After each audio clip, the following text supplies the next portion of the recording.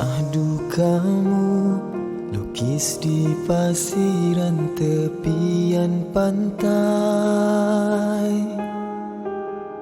Ombak menghempas, menghilang semua tanpa berbekas. Kebaikannya lakar di batu sedalam kau bisa. Badai melanda tak menukar sejarah cinta. Til jannah harapan takkan punah, melihat takdirnya penuh indah. Setiap saat berserahlah, jalanmu dipermudah. Bahagia itu sederhana, cinta yang jadi sumbunya. Biarkan ia menyala, marak membahagia.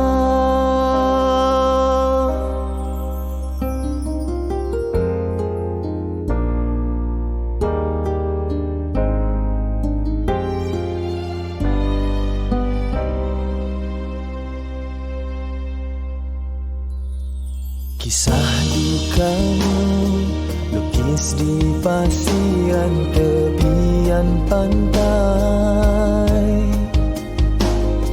Ombak menghempas, menghilang semua tanpa berbekas.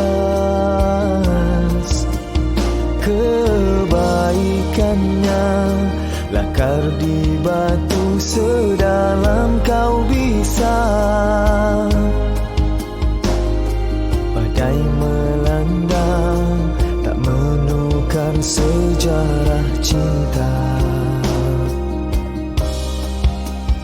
Til jannah harapan takkan punah, melihat takdirnya penuh indah.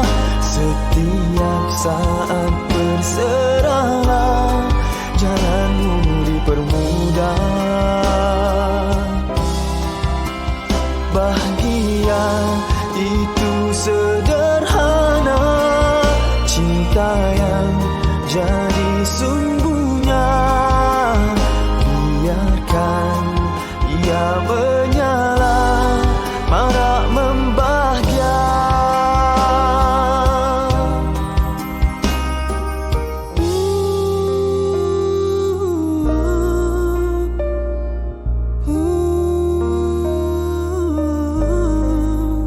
Setiap saat berserahlah, jalanmu dipermudahkan.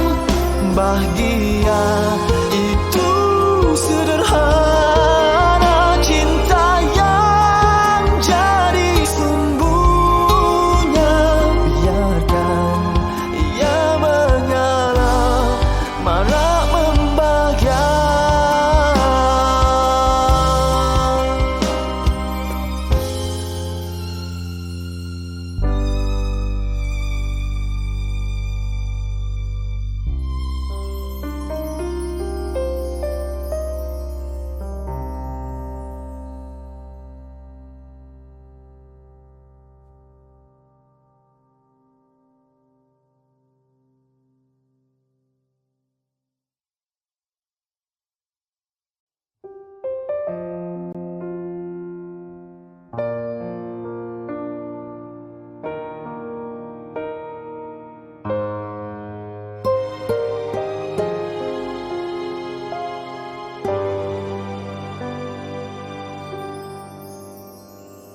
Kisah dukamu lukis di pasiran tepian pantai.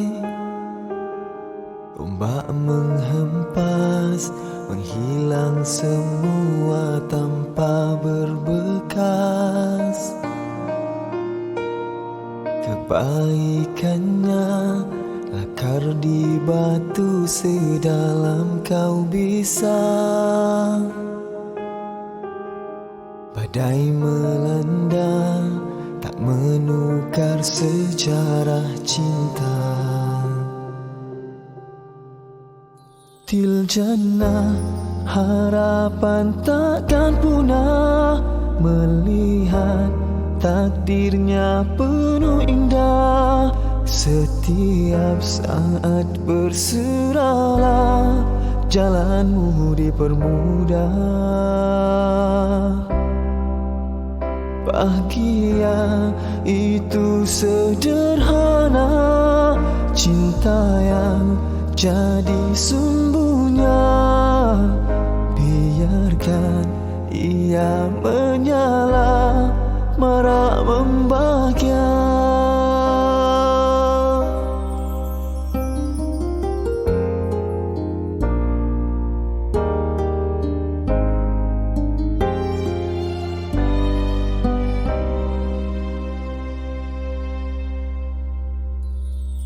Kisah dukamu lukis di pasiran tepian pantai. Ombak menghempas, menghilang semua tanpa berbekas. Kebaikannya lakar di batu sedalam kau bisa. Badai melanda tak menukar sejarah cinta. Til jannah harapan takkan punah, melihat takdirnya penuh indah. Setiap saat berserahlah, jalanmu dipermudah. Bahagia itu sederhana, cinta yang jadi sumbunya. Biarkan ia menyala, marak membahagia.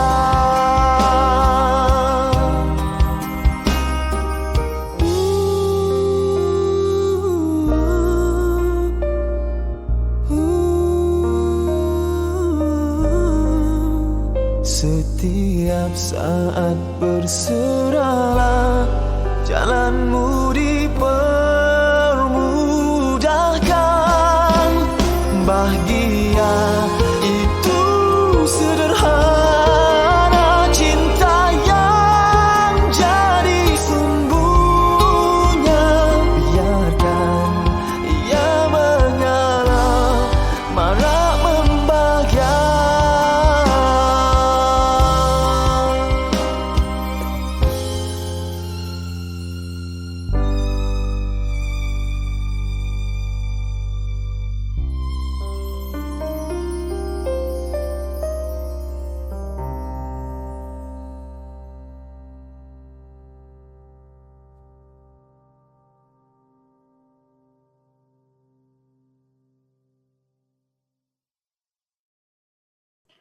Bismillahirrahmanirrahim. Assalamualaikum warahmatullahi wabarakatuh. Waalaikumsalam warahmatullahi wabarakatuh. Allahumma lakal hamdu hatta tarda, wa lakal hamdu idza radita, wa lakal hamdu ba'da ridha. Wa usalli wa usallim ala nabiyyina wa habibina wa syafi'ina wa zukhrina Muhammad sallallahu alaihi wasallam wa ala alihi wa ashabihi ajma'in, amma ba'd. Alhamdulillah, sahabat-sahabat yang dikasihi sekalian, pada petang yang penuh barakah ini, kita bertemu sekali lagi, alhamdulillah, dalam program tausiah Asar Ummi yang dibawakan oleh Yayasan Budi Ehsan Malaysia.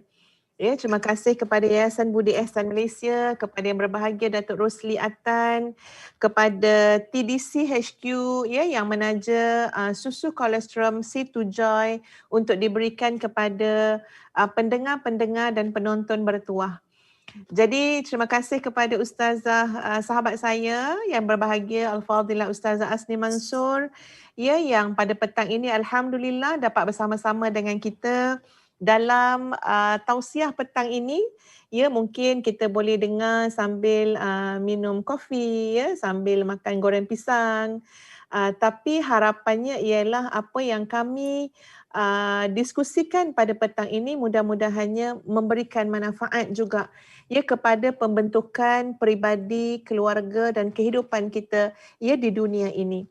Jadi sebagai awalnya Ustazah Asni, sahabat-sahabat semua ya, Ya, Ustazah. kami nak mengajak sebenarnya kepada sekalian para muslimin dan muslimat. Ya, jadi harap kepada sahabat-sahabat semua tolong tag dan share kawan-kawan kita, adik-beradik kita, ya, kenalan-kenalan kita, sebab sebenarnya kami juga maknanya dalam misi untuk mengajak seramai-ramainya ya umat Islam ya di Malaysia khususnya supaya tidak ketinggalan dalam melaksanakan ibadah korban yang tinggal hanya lebih kurang sebulan saja lagi. Ya, kita harap sangat maknanya kita berlumba-lumba dalam menunaikan ketaatan kepada Allah, termasuklah ibadah korban yang hukumnya adalah sunat muakkad. Ya, jadi dalam keadaan sahabat-sahabat semua, Yayasan Budi Ehsan Malaysia insya-Allah menguruskan ibadah korban di dalam dan di luar negara, di mana pengurusan di luar negara ia adalah serendah satu bahagian hanyalah serendah ringgit Malaysia RM390. Jadi kalau tak boleh buat ibadah korban ya untuk pengagihan dalam Malaysia yang mungkin kosnya lebih tinggi, maka kita mengalu-alukan kita boleh melaksanakan ibadah korban pada tahun ini ya kita buat di luar negara ya, di negara-negara mundur ya yang umatnya, masyarakatnya sangat dhaif ya, sangat memerlukan kepada keprihatinan bantuan kita semua. Jadi jangan lupa kepada sahabat-sahabat semua, silakan mendaftar dengan menghubungi Hajah Wani pada nombor yang tertera 0174776773. Okey. Apa khabar Ustazah Asni? Baik Ustazah, saya tengah test lampu ni. Itulah tu nampak macam main lampu, main kamera. Dia main dulu. Ya? Bukan Ustazah nak test sebab bila saya pakai lampu rasa macam poning lah kepala. Tak payahlah pakai lampu. Jadi saya tahu kenapa Ustazah poning dah sekarang. Satu lampu atas ni satu je? Yalah. Dia nur ilmu tu lebih lah tu. Okey. Baik, sahabat-sahabat sekalian, Ustazah Asni, petang ni kita bincangkan tentang mengurus garang. Baik. Ya, kita nak mengurus garang. Ya, sama ada garang pada diri kita sendiri ataupun garang pada orang lain. Mungkin isteri kita garang, mungkin suami kita garang, mak ayah kita garang. Macam mana nak uruskan? Ataupun yang mendengar pada hari ini, dia sendiri yang garang. Ya, Puan Sabarina Ismail, Puan Juriani Hani, ini kalau tengok nama nampak macam tak garang lah semua ni. Ya, nama lembut-lembut je. Puan Maisarah, ya, Puan Maisarah maknanya yang sentiasa memudahkan. Ini mesti tak garang, ya. Puan Minarni, ini semua tak garang ni ya.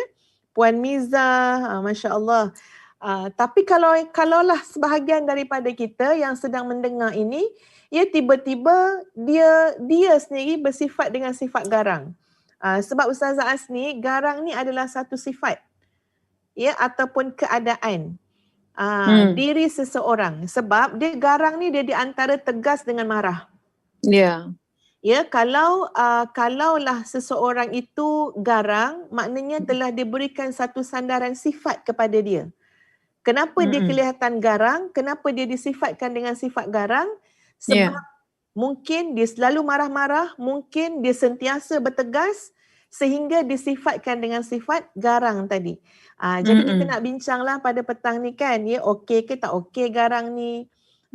Skala mana garang ni kan? Ya. Stage berapa nak garang ni? Ya, kita kan sekarang banyak pakai stage kan? Cancer ada stage, ya, COVID ada stage, garang pun ada stage, lawa pun ada stage kan ya? Jadi garang ni stage berapa yang sesuainya? Jadi insya-Allah pada petang ini ya kita bincangkan bersama-sama. Cuma sebagai awalnya sahabat-sahabat sekalian ya, soalan sendiri buat adalah Ustaz Asni boleh tolong jawab kot insya-Allah.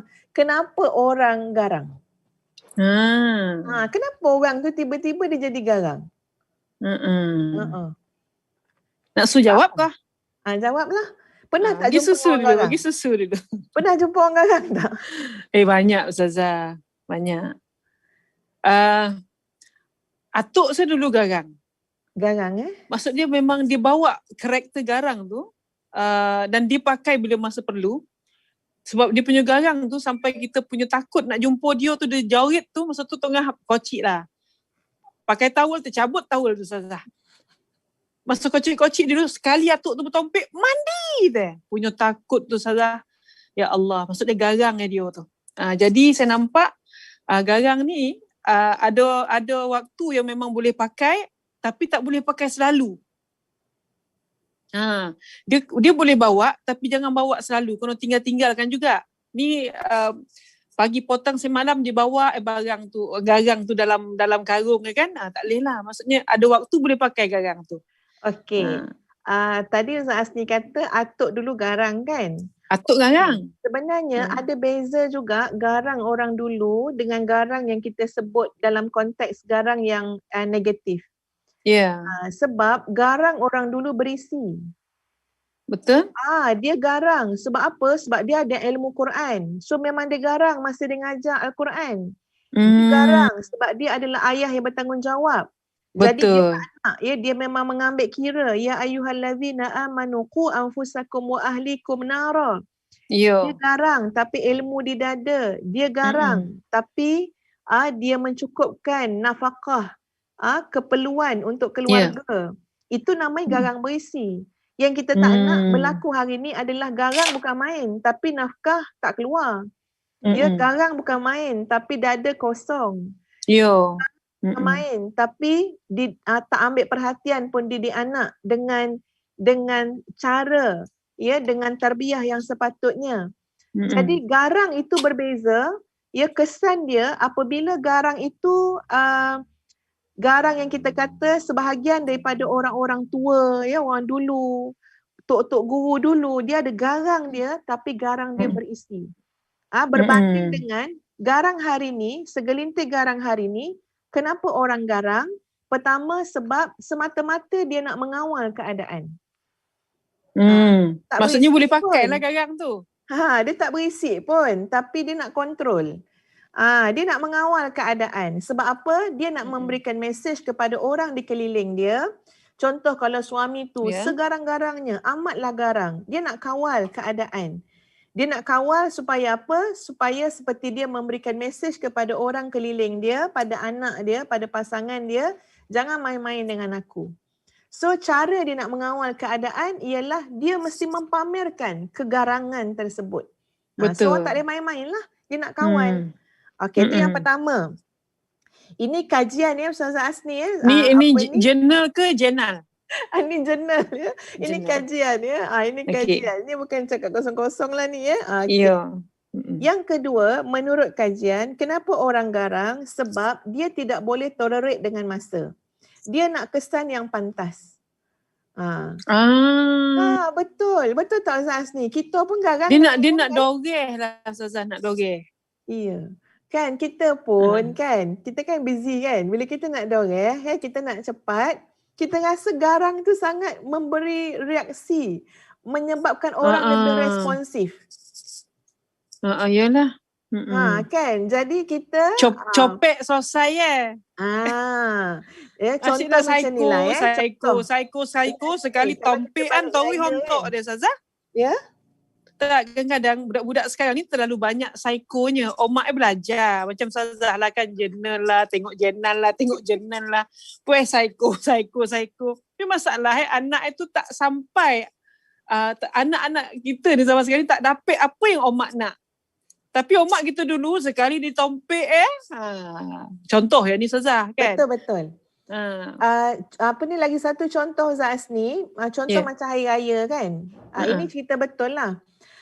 Hari raya, anak-anak saudara yang kocik yang besar bersusun sampai 40 orang. Ramai. Ini betul-betul ni kalau balik kampung kan 40 orang. agak-agak macam mana kita nak memberikan satu kesan yang pantas. Supaya diam, atuk nak berehat, diam, Wan tu dah penat kan, supaya kawal. Jadi mesti pendekatan garang tadi dia lebih cepat untuk menarik perhatian. Maknanya Ustaz Hasni, macam Ustaz Hasni kata tadilah, garang ni ada keperluan dia. Ada keperluan pada masa-masa tertentu, tapi bukan menjadi pakaian kita. Bukan menjadi sifat kita hanya semata-mata untuk mengawal. Dia bukan jadi pakaian, tapi dia boleh pakai. Itu dia Ustazah. Dah jumpa dah ayat tu Ustazah. Dia boleh pakai, tapi jangan jadi pakaian. Ya, Masya Allah. Tukarlah baju tu. Macam tu. Pakai sekali sekala ya. Ya, inilah seni yang kadang-kadang kita terlepas pandang. Betul. Dia ada seni dalam mendidik kan. Jadi orang yang nak kesan yang pantas tidak boleh tolerate dengan masa, dia terdesak sangat untuk bersikap dengan sikap garang. Bila selalu sangat bersikap mengambil pendekatan garang, lama-lama terus diberikan sifat tersebut, dinisbahkan kepada diri seseorang, kita sebutlah mak kita tu garang. Abang kita tu nak moyangkan garang. Itu tahap stage 5 garang ya. Stage 5 garang Ada dia cakap Ustazah, mak kau garang tak? Mak dia okey lah. Mak dia singo, abah dia lion. Maksud dia dua-dua garang Ustazah. Kan? Jadi itu sebab kedua. Okey, ini kajian ya. Sebab kajian lagi Ustazah. Okey Ustazah. Saya catat. Okey, sebab yang ketiga. Silakan sahabat-sahabat sekalian ya. Boleh catat, insya-Allah mudah-mudahan bermanfaat kan. Yang ketiga, kenapa orang memilih pendekatan garang sehingga kadang-kadang dia lalu menjadi orang yang garang? Ya. Kerana dia lebih tertumpu kepada natijah bukan proses. Tu dah ni memang bahasa buku ni. Ini memang bahasa kajian. Ini memang bahasa buku ni, natijah dan bukan proses. Okay, dia lebih tertumpu kepada natijah bukan proses. Dia nak anak dia cerdik, dia nak suami dia tu supaya pergi solat kat masjid. Dia nak isteri dia tu supaya macam-macam lah ya, kehendak daripada seorang suami ni. Jadi dia ada natijah yang dia nak. So bila dia tertumpu semata-mata kepada natijah dan dia tidak merasakan bahawa proses itu adalah sesuatu yang sangat penting untuk memastikan kenyamanan hubungan dia, maka dia cenderung menjadi garang. Kan? Ya. Memang garang lah, garang. Dan sebenarnya berterusan dengan sifat garang ni sangat tidak memberi kenyamanan dalam hubungan tadi. Keluarga tadi. Dia sik nyaman Dia sik nyaman. Kalau orang Sarawak kata sik nyaman. Orang nyaman. Orang nyaman tu ngomong Jawa Ustazah. Ya. Sik nyaman cakap Sarawak, kelakar Sarawak. Okey, jadi maknanya kalau kita tumpu pada kesan, pada natijah, memang kita fikir asal anak kita tu besok dapat straight A. Asal anak kita tu besok boleh jadi hafiz Quran. Asal anak kita tu besok boleh jadi imam. Kita dah tak kisah pada proses. Sedangkan kita jangan lupa sahabat-sahabat sekalian, ramai sangat anak-anak akibat daripada proses tadi yang menyakitkan, yang memberi tekanan kepada mereka, kita takkan sampai kepada natijah yang kita harapkan. Masya Allah. Ustazah tadi izinkan saya menyolit sikit Ustazah. Tadi saya dah terbaca Ustazah kan. Saya tak ingat nama Imam Sufi tu cakap. Dia kata janganlah kamu terlalu sibuk memarahi anakmu sehingga mereka tertekan, tapi sibukkanlah dirimu untuk mendoakan mereka. Ternyata kamu lebih nyaman. Imam ni guna perkataan Ustazah di nyaman. Dia kata sibuk nak marah, sibuk nak garang. Baik kita sibukkan diri dengan doa. Pakai sekali-sekala, lepas tu selebihnya dengan doa Ustazah. Betul. Okey, kita ada soalan Ustazah Hasni daripada Puan Nur Dalilah. Puan Nur Dalilah, jangan lupa hubungi Hajah Wani, berikan alamat sebab Puan Nur Dalilah dapat susu kolostrum C2 Joy sebab bertanya. Puan Nordalilah tanya, Ustazah, macam mana nak urus kegarangan berdasarkan contoh-contoh para sahabat? Okey, macam mana nak uruskan garang tu, kan? Baik, kita ambil langsung daripada apa yang Nabi SAW ajarkan kepada kita untuk menguruskan kemarahan. Ya, kemarahan, sifat garang, tak bertempat dan sebagainya. Bila kita tengok bagaimana cara menguruskan, ya, sebab orang garang ni lebih kurang orang marah lah, ya, maknanya panas, keadaan dia panas. Tengok macam mana Nabi suruh, ya, kalau dalam keadaan berdiri, duduk. Ya, kemudian ambil wuduk, kan, maknanya dalam keadaan marah, dalam keadaan garang yang melampau tadi, kita tu dalam keadaan yang panas, ya, dan iblis syaitan secara maknawinya lah, kan, ya, boleh masuk dalam mujriyad dam, laluan-laluan darah, kan, yang sedang mengembang ketika mana dia panas, ya, dia panas. Maksudnya orang marah ni urat kombang lah, Ustazah. Ya. Ya, di tengah panas, kan. Jadi di antara cara menguruskan garang tadi, menguruskan orang yang marah tadi adalah kita tu kena bertindak untuk memberikan dia terapi kesejukan. Panggillah, kalau cakap orang putih agaknya cooling process kot, ya. Boleh lah tu.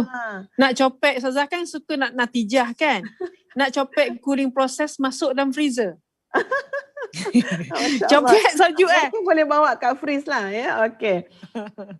Jadi cara dia macam tu. Kita tengok, ya, suami kita tengah marah sangat, ya, dengan garangnya, ya, sampai tak dapat nak dibawa berbincang dan sebagainya. So sebenarnya kita semua yang berada dekat ni, yang mungkin tak terlibat sebagai orang yang kena marah ataupun sebagainya, kita kena bantu. Ya, kita kena bantu. Cara dia bagaimana? Sejukkan dia. Ya, dekatkan, maknanya tak adalah kita simbah dengan air. Kalau orang dulu, ya, mak-mak ayah zaman dulu, anak tengah mengamuk, apa ayah kita buat? Dibonam kat sungai tu. Bukan, yelah yang bonam kat sungai, kalau nampak sungai kan Ustaz Asni, kan. Saya dulu masa kecil-kecil Ustaz Asni, buat je perangai, mengamuk-ngamuk kat rumah masa kecil, abah bawa masuk dalam bilik air, Abah simbah dengan air, maknanya masuk kita dalam kain plekat itu, kan. Dia mandi sekali. Jadi kita ni tergamam dengan air lagi, kan, ya, maknanya. Dia Ustazah, biasa orang macam tu, petua orang dulu tu beg sawan tu. Macam tu lah. Memang beg sawan nangis. Ustazah kat kecil tu kuat nangis ke? Banyak kali konon dengan abah macam tu, ya. Okay. Tapi agak-agak lah Ustazah, orang kampung cakap, kan, ni budak kuat nangis dah. Puasa dia dah jadi stajah dia dah. Macam itulah proses dulu, kan. Jadi maknanya memang betul sahabat-sahabat sekalian, ya, tenangkan, bagi air sejuk, ya, suruh duduk, tenangkan. Sebab itu keadaan, ya, keadaan menguruskan orang yang sedang, ya, dalam kemarahan kerana melayan sifat garang yang ada dalam diri tadi. Pada waktu-waktu yang lain, ya, bagaimana nak menguruskan kegarangan tadi ataupun marah ataupun panas baran, ya, ialah dengan cara kita memberikan kesedaran. Ya, kita tak boleh menafikan soal kesedaran, sebab Nabi SAW sendiri pun, ya, ketika mana ditanya oleh para sahabat, ya, apa pesanan Nabi nak bagi kepada para sahabat, sebahagiannya Nabi mengatakan kepada para sahabat, la taghdab, kamu jangan marah. Ya, kamu jangan marah. Jadi tuan puan sekalian, itu adalah satu tuntutan, ya, kepada dalam menguruskan sifat garang tadi, iaitu memberikan kefahaman, kesedaran, ya, bahawa sifat garang yang keterlaluan, kata tadilah, dia boleh dipakai tapi tidak jadi pakaian. Yes, saya suka ayat ni, Ustazah. Nanti kita quote ayat ni. Kita kena pandai-pandai meletakkan garang, biarlah garang yang ada isi, bukan garang yang tak tentu arah, ya, garang yang semata-mata nak mengawal saja. Garang yang semata-mata, ya, nak menjadi satu benteng kepada diri kita supaya orang tak mendekati kita dengan lebih dalam untuk melihat kelemahan kita. Ya, jadi saya rasa garang. Saya rasa Ustazah, macam Ustazah kata tadi, garang boleh pakai tapi jangan jadikan pakaian. Tapi bila kita nak pakai garang tu, kena niat. Sebab kadang garang ni pakai rotan juga. Kadang orang mendidik anak ada guna rotan kalaulah rotan tu digunakan tanpa niat, maka dia akan jadi, dia tidak menjadi satu tarbiyah. Tapi dia jadi satu perkara yang melepaskan nafsu amarah. Digoram ke anak, dia hobi ni, dia rembat anak tu, lobam-lobam saja. Ni contoh. Sebab dia tidak pasang niat untuk tarbiyah. Kalaulah dia angkat rotan tu, ya Allah Tuanku, aku pakai garang ni, aku pakai marah ni ya Allah untuk tunjuk tegas aku. Aku denda anak aku ni ya Allah untuk didik dia ya Allah. Maka pakaian garang yang kita pakai itu artinya terkawal. Sebab dia memang niat nak didik anak dia tu. Dia dah lebih-lebih bona budak ni. Main game kau je, tak kena asal, tak kena makan saja. Ada budak sampai main game saja, nak buang air bosa pun sayang. Dalam terberak dalam seluar saja. Ada macam ni. Dah sadah terberak. Sebab dia sayang nak pergi buang air. Dia tengah main game. Nanti kalah nanti perjuangan dia. Siap minta doa mak doakan saya berjaya dalam perjuangan. Contoh ni saja kan. Jadi kalau macam ni, kalau dah melampau-lampau macam ni, mungkin ayah tu ataupun ibu tu terpaksa guna garang yang berniat. Maknanya dalam pendidikan, garang ini adalah lita'dib, la lita'zib. Itu kalau cakap Arab. Betul. Lita'dib, la lita'zib. Tu yang ngomong dengan Ustazah tu, dia banyak kalimah dal tu tambah titik je beza. Lita'dib, la lita'zib. Maknanya kita garang untuk mengadab, untuk mendidik, bukan untuk melepas geram. Macam mana pula orang, contohnya Ustazah isteri-isteri yang menghadapi suami garang Ustazah. Yang ni dia tak sompek nak fikir, nak niat garang pun tak sompek. Memang itu perangai Ustazah. Tak ada takdib, tak ada takzib Ustazah. Macam mana keadaan isteri ni? Macam mana dia nak hadapi Ustazah? Sehingga kan garang dia tu sampai angkat tangan, angkat kaki semua terobang lah Ustazah. Okey lah, kalau dah sampai tahap sampai menzalimi, sampai tahap maknanya sudah mencabuli hak ataupun menzalimi seorang isteri, sebenarnya kita sudah sampai kepada tahap-tahap yang lebih bijaksana nasihat sudah contohnya kan, kita dah kena wajib kita menjaga keselamatan diri kita. Betul. Jadi itulah Ustazah, kesian orang perempuan ni kadang-kadang dia tak sompek nak pakai bijak sana, dia kena pijak sana, pijak sini. Jadi orang macam tu lah Ustazah, maksudnya kena Ustazah cakap tadilah, bijaksanalah dalam menggunakan hak Ustazah. Betul-betul. Bukan bermakna bila kita bawa ke muka pengadilan, bila kita jumpa dengan kaunselor, bila kita buat aduan dan laporan, itu bukan bermakna kita tu nak minta cerai. Ini kena satu gambaran yang kita punya masyarakat kena faham, Betul. Jangan fikir bila seorang isteri yang dimarahi dengan tidak sewajarnya, yang dipukul hanya kerana sifat garang dan panas baran tadi, bila dia bawa benda ni kepada kaunselor, kepada pihak yang ketiga yang diharapkan dapat memberi pembelaan kepada diri dia dengan hukuman syarak tadi, kita tak boleh anggap bahawa dia ni meniti kepada jalur maknanya nak minta cerai lah tu. Betul. Sebaliknya itu adalah untuk membina kerukunan, mengembalikan kerukunan dalam rumah tangga. So kita kena sangat terbuka dalam melihat orang yang meminta bantuan pengadilan ataupun yang sepatutnya lah pihak yang sewajarnya untuk urusan-urusan yang seperti ini. Terutama zaman PKP ni Ustazah kan. Kadang-kadang ialah terkurung dalam satu rumah, mungkin banyak masalah-masalah dia orang kan yang kita tak tahu. Jadi yang tu yang dia bukan dia pakai garang tu dah, memang dipakai botol nama tu garang kan tu. Betul. Jadi Ustazah bagilah tips kalau isteri-isteri yang kena zalim macam ni, apa tips Ustazah? Ada doa tak?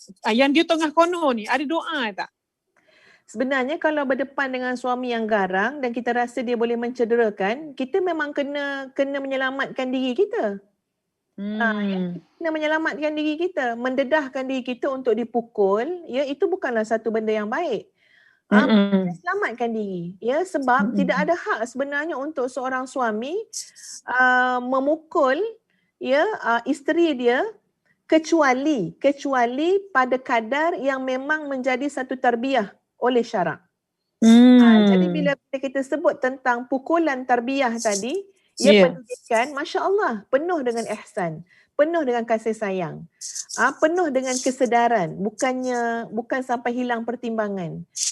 Jadi sebenarnya dalam bab-bab seperti ini, kita kena balik kepada apa yang Nabi sebut. Unsur akhaka zaliman wa mazluma. Tolonglah saudara kamu yang buat zalim dan yang dizalimi. Kadang-kadang bila seorang isteri buat laporan polis, dia dipukul, dia sebenarnya menolong suami dia. Daripada dia mendiamkan diri bertahun-tahun, lebam sana, lebam sini, dia tidak membantu suami dia untuk berubah. Sebab apa? Sebab suami dia tak ada tekanan apa-apa pun dari sudut perundangan dan sebagainya. Betul. Selamat ya hidup Ya, jadi kadang-kadang memang sampai tahap itulah. Kalau dah bertemu dengan garang yang sampai panas baran yang sehingga mencederakan. Betul. Ustazah Jadi Asni, tip dia tu Ustazah. Ya. Kita balik pada yang tadi Jom balik semula Ustazah. Kajian tak habis lagi. Okey. Goram tadi goram. Ustazah tadi goram. Okey, terus Ustazah. Okey, kenapa orang garang yang keempat? Kerana personality.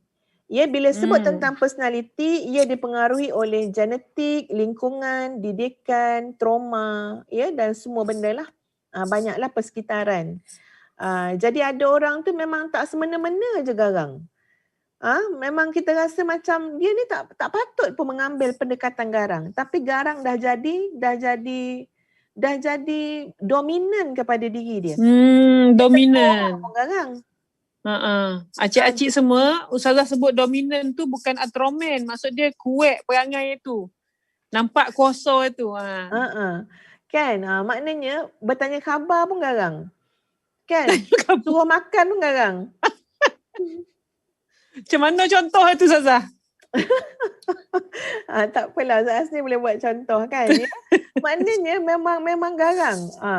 Sebab itu kita kata tadi, garang ni personality yang terlalu kuat nak mengawal dan juga terlalu kuat untuk membentengi diri dia daripada orang lain melihat kelemahan diri dia. So garang tu akan jadi benteng lah. Jadi ini memang personality lah ya, personality. Dan yang kelima, kenapa orang garang? Sebab dia sangat tidak responsif dengan pandangan orang lain kepada dia. Pedulian apa orang cakap lah. Ya, orang garang ni dia tak tengok ke macam mana orang pandang dia? Ya. Orang garang ni dia tak perasan ke? Adakah dia orang melihat dia yang garang sepanjang masa tu dengan pandangan yang manis? Dengan muka yang manis? Dia nampak orang suka ke? Berkali-kali isyarat diberikan kepada orang yang garang bahawa orang keliling dia tak senang dengan sifat garang dia. Berkali-kali. Tapi nak bagi tahu, boleh jadi kalau terus saja dengan sifat garang yang melampau, hati kita boleh jadi mati. Tu deh. Itu memang teruklah ayat tu kan. Ya? Sebab apa? Sebab kita langsung tidak mengambil isyarat-isyarat tarbiyah. Sebenarnya itu qadar Allah. Allah tentukan antara teguran-tegurannya adalah kamu nampak tak macam mana orang lain respon terhadap kamu.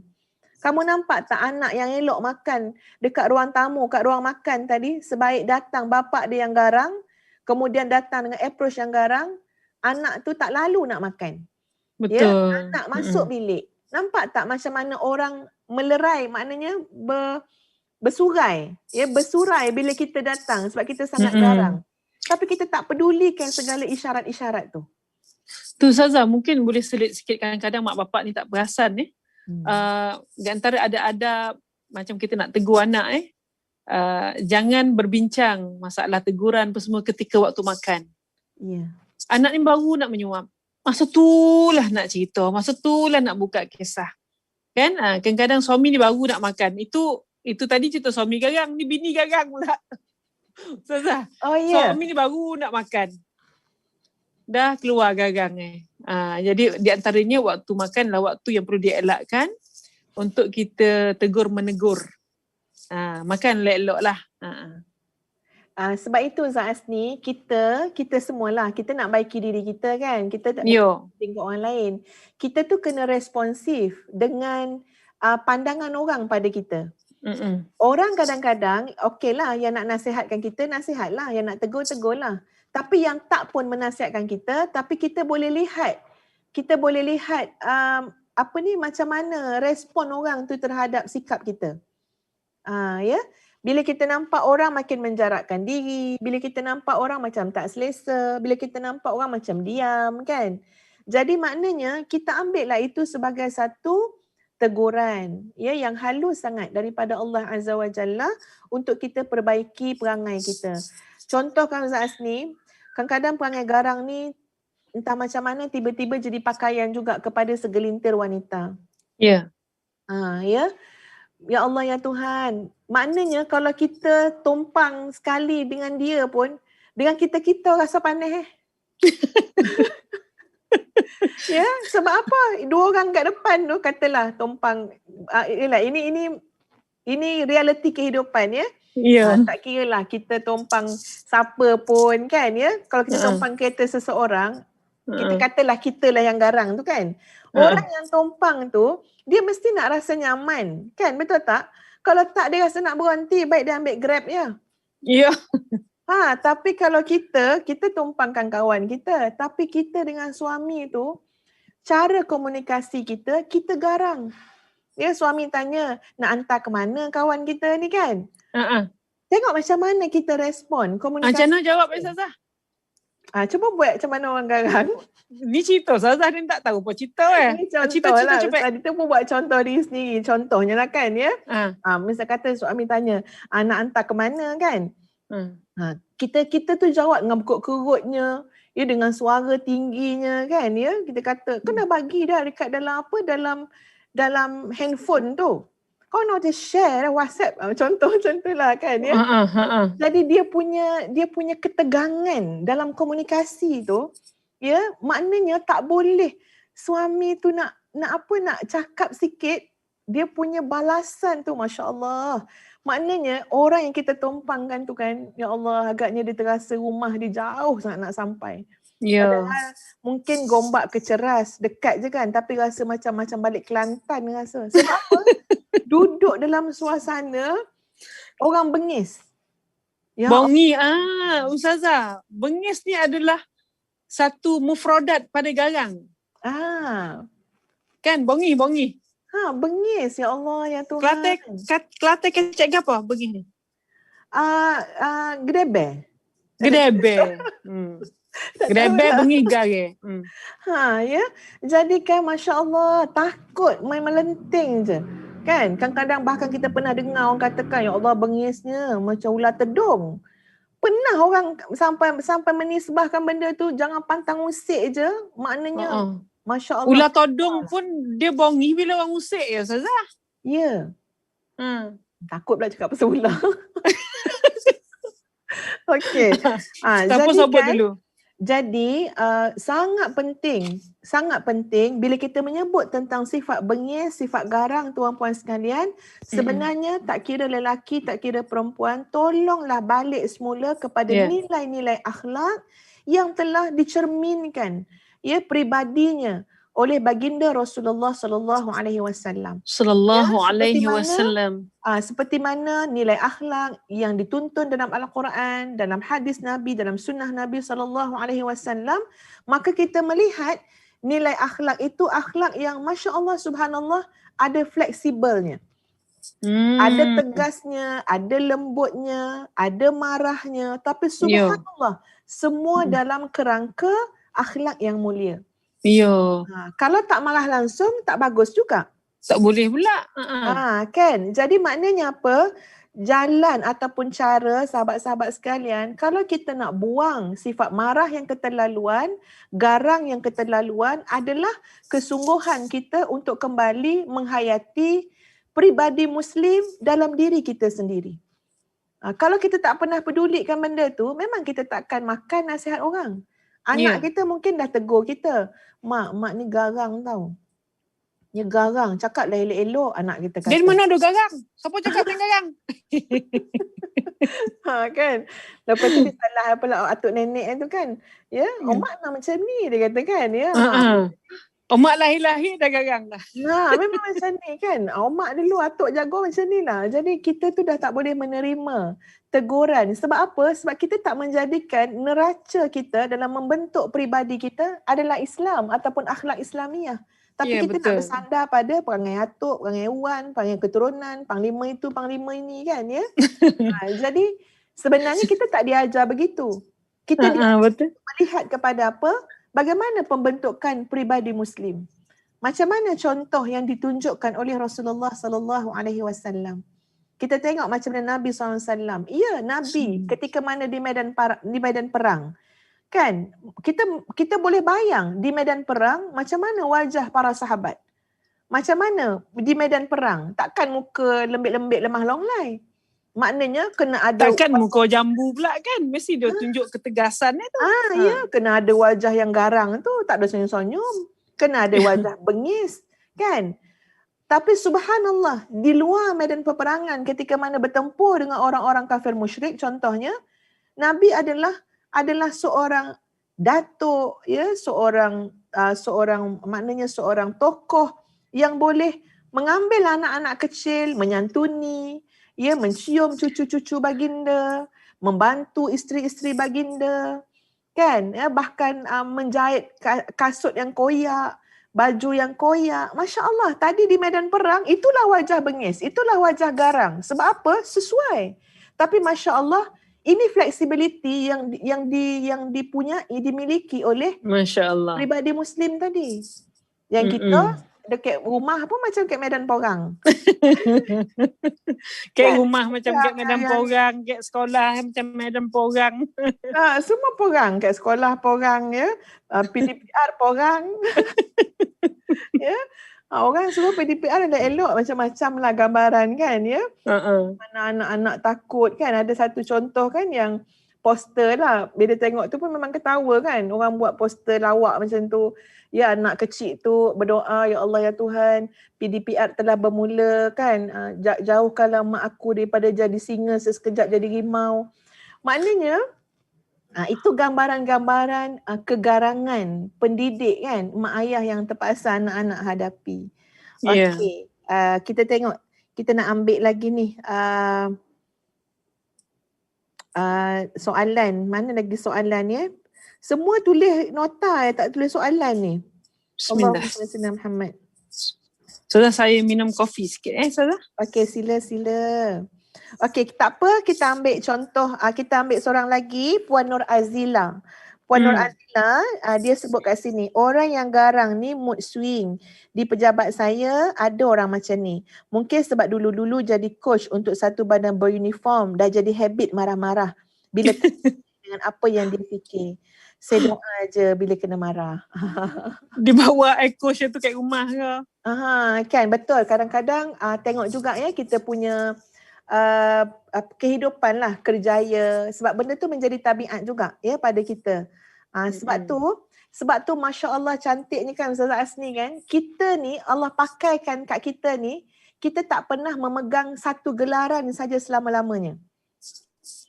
Okey, katalah kita bos kan. Yelah, bos kat pejabat tu yelah sekejap. Balik rumah jadi anak pada mak ayah. Tu deh. Itu Allah nak tarbiyah kita. Oh, sebab kita ni CEO. Yelah, CEO dah sekejap. Pukul 8 sampai pukul 5 petang tu. Kan, ya, profesor sana, profesor sini. Balik sekarang kita isteri pada suami kita yang tukang kebun tu. Kata Ustaz. Ya. Ya, jadi panjang nak tu. Sangat kan. Jadi sebenarnya tengok macam mana Allah tarbiyah kita. Sebab tu jangan pakai pakaian bos tu sepanjang masa. Depan suami pun bos, depan isteri pun bos, depan mak ayah pun bos kan. Kita mungkinlah pemimpin kan ya, pemimpin masyarakat yang bukan main lah, hebat dah gitu gini kan. Kita berdehem je, semua orang datang. Untuk apa? Untuk mencukupkan keperluan dan permintaan kita.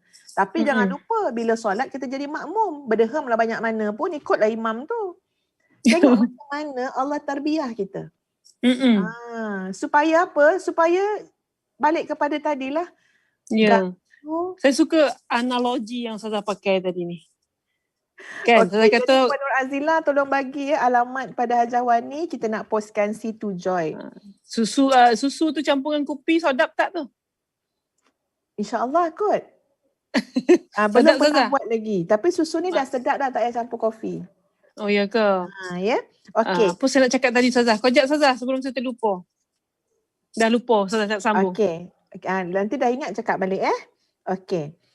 Jadi cara untuk kita menguruskan sifat garang pada diri kita, yang pertama tadi, kita buatkan rumusan ni, ada 4 rumusan. Yang pertama adalah personaliti menyenangkan adalah satu tuntutan dalam agama. Jadi kita jangan fikir diri kita je. Kita rasa macam suka hatilah. Saya okey je dengan perangai macam ni. Orang tak suka saya pun saya tak kisah. Ada aku kisah perangai aku macam ni. Kan kita ni bukan hidup atas fikiran kita. Kita hidup memegang amanah sebagai hamba Allah. Ya, ada tuntutan agama yang disebut agama, ad-din, itu adalah cara hidup. Cara hidup ni termasuk dah pakaian, akhlak dan sebagainya.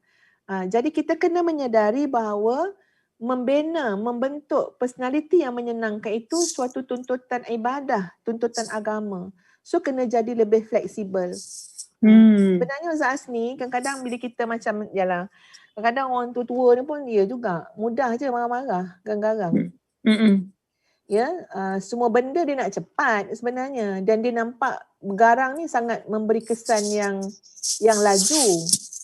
Tapi dia ada impak jangka masa panjang. Ya, impak jangka masa panjang dia sebenarnya kita tidak disenangi. Ya, orang sebenarnya bukan menghormati dan memuliakan kita, tapi orang hanya takut je kepada kita. Betul. Di belakang kita orang memang akan macam-macam lah, ya. Yeah. Dan kita tak boleh kata saya tak kisah, saya hanya pandangan Allah. Ya, sebut pandangan Allah tu kalau kita buat ni betul, ya. Tapi kalau yang kita buat ni tak betul dengan jalan syarak tadi, tak boleh kita cakap macam tu. Betul.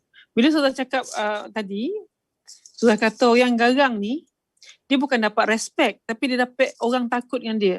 Jadi contoh, kalau macam isteri tu dia nak jadi garang, aku memang kena build karakter garang ni. Biar laki dan takut kat dia. Adakah niat dia ingin melahirkan suami yang takut kat dia? Itu dia kena fikir balik lah. Kan? Betul-betul. Dan benda tu memang ramai juga. Ya, banyak juga sebenarnya mindset segelintir yang dia rasa puas dan dia rasa itu sangat membantu untuk dia kontrol suami dia bila dia menampilkan imej yang garang tadi. Betul. Ya? Jadi tapi kita kesian lah sebab sebenarnya rumah tangga bukan macam tu. Ya? Kita betul, nak Ustazah. saling hormat menghormati, harga menghargai. Ya? Kesian. Itulah, kalau dapat kita simpulkan sikit Ustazah, kalau macam isteri yang garang-garang Mona ni, mungkin dia dapat mengawal diri suami dia, tapi dia tak dapat hati suami dia. Ya. Betul-betul. Sangat betul, setuju sangat. Okey. Rumusan yang kedua ialah bagaimana untuk menguruskan garang mesti kembali kepada tarbiyah. Kadang-kadang kita ni tak nak cakap pasal pendidikan. Pendidikan ni cakap Arab dia tarbiyah. Memang kena tarbiyah. Ingat senang nak buang habit garang-garang ni. Ya, jadi bila sebut tentang tarbiyah, dia mesti ada elemen latihan, reflection, penilaian, ya, pemantauan, itu kena ada. Betul. Kita kena latih diri dengan sabar. Kena adalah latihan-latihan tu, ya. Sebab sebenarnya Ustaz Asni banyak kes-kes sebenarnya ayah ni contohlah seorang ayah yang Masya Allah dia memang mendidik hanya dengan satu cara je, iaitu mesti garang. Dia garang, sumpah seranah anak-anak kan, ya. Memang anak-anak menikus jadinya, takut sangat. Ya, tapi kita akan dapati apa yang berlaku. Kadang-kadang ya ini antara kes yang betul lah, cerita benar kan, ya. Apa yang berlaku sampai waktu bila ayah tu dah tak berdaya, ya, dah memerlukan pertolongan anak dan sebagainya. Kita tengok macam mana timbal balik anak kepada ayah tadi. Sekarang hari untuk anak-anak tu pula bengis dengan ayah dia. Ya, ayah tu pada waktu yang tak terdaya dah, dia nak minta air apa semua. Tengok macam mana. Ini adalah subhanallah, ya, watilkal ayyam nudawiluha bainan nas. Hidup ni macam putaran roda. Ya. Ini pun di antara perkara yang kita kena beringat bila kita hanya mengambil pendekatan yang garang, yang bengis dengan anak-anak. Subhanallah. Ustazah Asni, kita mungkin boleh bersetuju dan boleh mengatakan ada orang berjaya sebab mak ayah dia garang. Boleh tak? Kita boleh setuju insya-Allah bahawa garang tu boleh menjadikan seseorang itu berjaya. Ya. Tetapi bila kita melihat kepada pribadi-pribadi yang luar biasa, pribadi-pribadi yang hebat, dia tidak dibentuk dengan garang. Setakat berjaya mungkin. Tapi pribadi-pribadi hebat yang kita kenali, kita akan dapati ayah dia tidak garang. Mak dia bukan mengambil pendekatan garang. Sebagai contoh Ustazah Asni, pagi tadi saya sempat tengok satu jurnal. Jurnal. Ustaz rajin ya Ustazah tengok jurnal ni. Okey Ustazah, silakan. Okey, satu jurnal tentang bagaimana jurnal tu mengkaji, sekejap ya. Jurnal tu dia kaji terhadap tajuk jurnal tu bacalah, senang kan? Dia mengkaji terhadap bagaimana pembentukan kepribadian Syekh Qutb yang mengarang kitab Fi Zilalil Quran. Ya. Bagaimana kepribadian Syekh Qutb dengan melihat kepada peranan ibu bapanya. Ya, jadi apa yang didapati Syekh Qutb ni subhanallah sampai mengarang ya satu kitab sastra moden, sastra Arab moden, ya, mana pula tajuk dia tadi kan, ya. Tajuk kitab itu adalah Kisah Seorang Anak Kampung.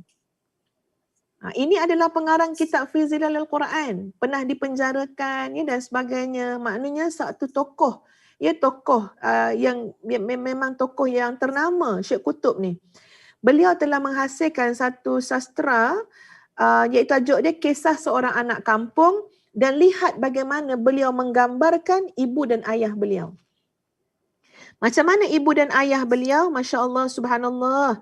Syekh Qutb menggambarkan ayahnya seorang yang penyayang, berwibawa, pemurah, berpandangan jauh, sangat mengambil berat pendidikan anak-anak, terutama pendidikan agama dan pendidikan Al-Quran. Ibunya juga seorang yang penyayang, mempunyai akidah yang bersih daripada khurafat, senang menjadi rujukan kepada anak-anak, senang digauli oleh anak-anak. Tengok. Ya, kalau kita kaji pribadi-pribadi yang hebat, yang luar biasa, biasanya kita akan mendapati ibu ayah mereka ni, Masya Allah, ataupun suasana didikan yang mereka dapat penuh dengan sentuhan-sentuhan emas, ya, sentuhan-sentuhan kelembutan, ketegasan dalam kelembutan, dalam kasih sayang, bukan semata-mata sembrono, garang, bengis, panas baran. Jadi maknanya apa? Kita bukalah mata kita supaya kita melihat bahawa ya garang ni sebenarnya bukanlah satu-satunya pendekatan ya yang boleh membawa kita kepada apa yang kita idamkan dalam pendidikan. Sebaliknya, ia hanyalah satu pendekatan yang boleh dipakai sesekali dengan penuh tujuan, dengan niat, dengan cara, ya. Tapi tidak lama-lamanya menjadi satu-satunya cara yang efektif.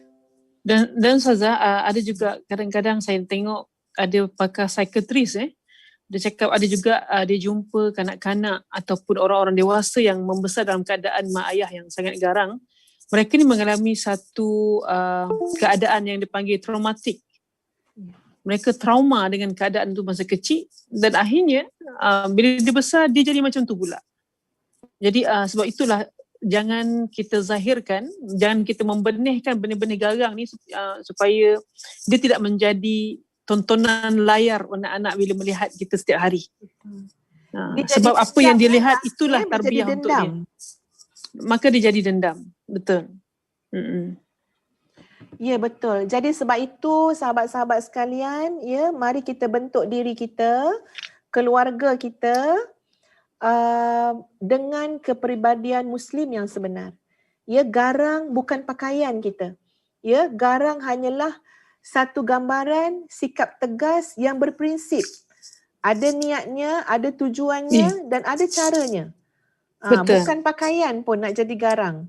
Ya, Betul. Masya Allah, kadang-kadang kesian sangat tengok orang yang macam seronok pula bila dia dikenali sebagai orang yang garang. Kita rasa kesian. Ya. Maknanya kadang-kadang kita tegur, apa dia katakan? Anak apa? Dia cakap macam tu. Apa pandang-pandang?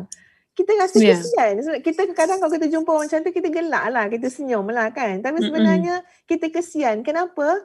Sebab betapa hebatnya barakah daripada sebuah silaturahim, tapi silaturahim tu selalu terhalang dengan garang tadi yang dijadikan pakaian diri dia. Sebab itu fitrah. Kita pun penat juga nak berkawan dengan orang garang. Ya, suami garang, isteri garang. Kadang-kadang ada juga suami yang suka menyendiri. Sebab apa? Penat menguruskan isteri yang garang. Ya, anak-anak pun penat menguruskan, berhadapan dengan orang yang garang. Kadang-kadang kita tak nak jadi dendam, ya. Jadi sebab itu kena fikirkan baik buruk yang ada daripada sifat garang yang tak bertempat.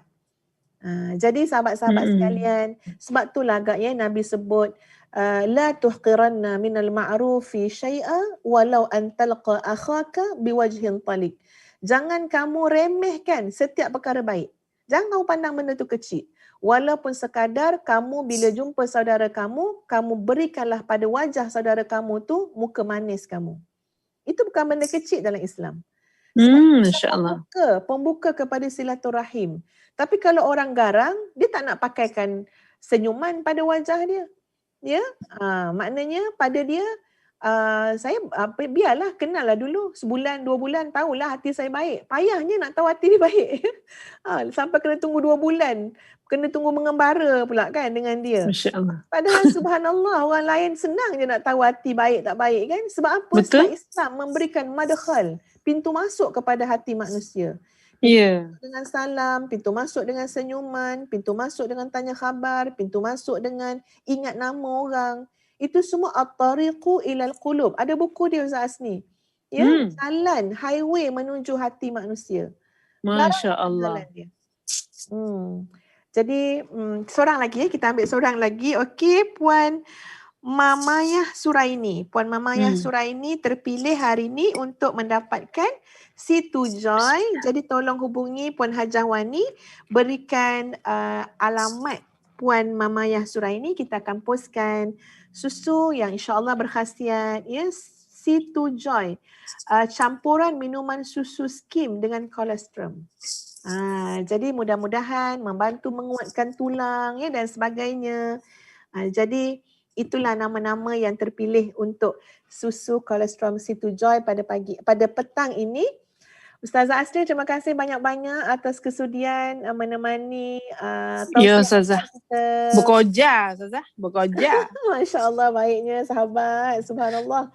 Ya, baiknya, semoga Allah mengangkat darjatmu. Tak, saya nak tumpang ilmu Ustazah, nak ambil berkat. Dan kepada seluruh sahabat-sahabat sekalian, terima kasih banyak-banyak. Jangan lupa pastikan insya-Allah tahun ni kita melaksanakan ibadah korban. Ya, alhamdulillah, insya-Allah diuruskan, ya, oleh Yayasan Budi Ehsan Malaysia. Jadi silakan hubungi Hajah Wani. Tak nak hilang perangai garang tu buat korban. Ustazah, siapa nak hilang perangai garang tu kena buat korban. Mudah-mudahan dengan darah yang keluar, darah korban tu lah, akan mengeluarkan sekali perangai-perangai buruk kita tu. Garang-garang bonah suit korban. Lagi satu Ustaz Asni, antara yang boleh mengubat penyakit kepanasan, ya, maknanya garang, panah baran, adalah mengamalkan puasa hari putih. Ya, iaitu hari yang ke-13, 14, 15 dalam bulan Islam. 13, 14?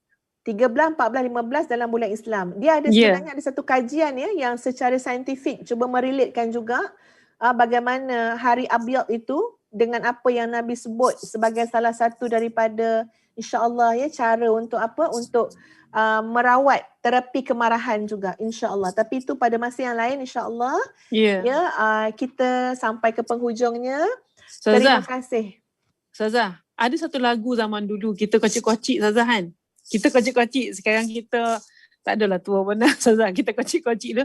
Senyum seindah suria. Lagu ni sangat ringkas tapi sangat memberi makna.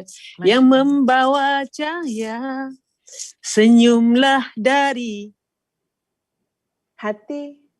Dunia akan berseri. Nampak Ustazah? Senyum Masya Allah, dari hati, Masya Allah. dunia akan berseri. Habis dah cerita Subhanallah.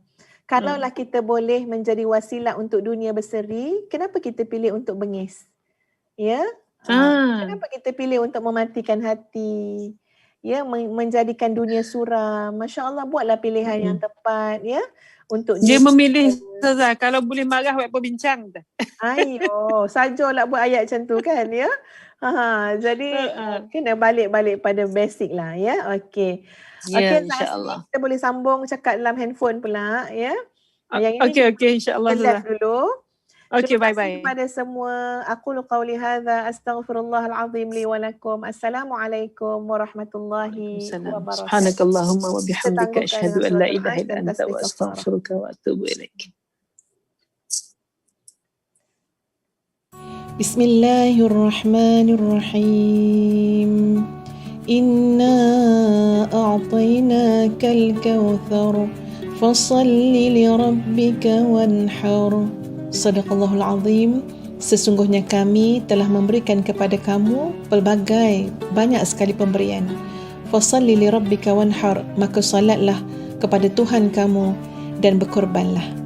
Assalamualaikum warahmatullahi wabarakatuh, sahabat-sahabat sekalian.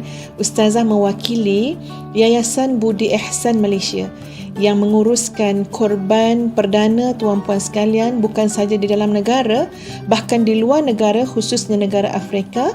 Ia mengajak tuan-puan muslimin muslimat budiman untuk sama-sama menyatakan kesyukuran kita kepada Allah dengan kita melaksanakan ibadah korban pada tahun ini, insya-Allah.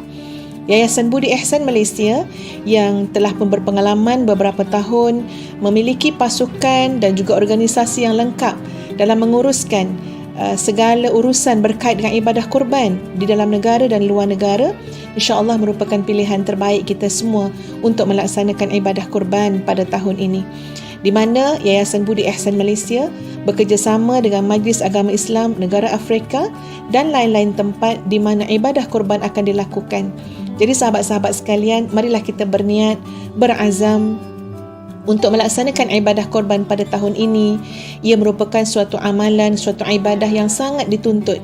Daripada Aisyah radhiyallahu anha, Nabi SAW bersabda, maksudnya tidak ada suatu amalan pun yang dilakukan oleh manusia pada hari raya korban yang lebih dicintai Allah Azza wa Jalla daripada menyembelih haiwan korban. Sesungguhnya haiwan korban itu kelak pada hari kiamat akan datang beserta tanduk-tanduknya, bulu-bulunya dan kuku-kukunya. Dan sesungguhnya sebelum darah korban itu menyentuh tanah, ia, yakni pahalanya, telah diterima di sisi Allah Azza wa Jalla. Maka beruntunglah kalian semua dengan pahala korban tersebut. Masya Allah, tabarakallahu ahsanul khaliqin. Sahabat-sahabat mungkin makan daging tersebut, makan daging lembu, kambing, itu perkara yang biasa pada segelintir kita. Tapi percayalah, untuk orang-orang yang susah tuan-puan sekalian, khususnya ramai sekali majoriti Islam di Afrika sana yang sebenarnya mengalami kesulitan dan kesukaran hidup, alangkah gembiranya mereka saat kita boleh bersama-sama berkongsi nikmat, berkongsi kegembiraan dan kesyukuran dengan mereka dengan kita melaksanakan ibadah korban yang insya-Allah pengagihannya bukan saja kita buat di dalam negara, bahkan di luar negara, khususnya negara Afrika. Mari bersama-sama dengan kami, Yayasan Budi Ihsan Malaysia, dalam ibadah korban tahun 2021 ini. InsyaAllah mudah-mudahan dipermudahkan urusan dan diberkati oleh Allah Azza wa Jalla.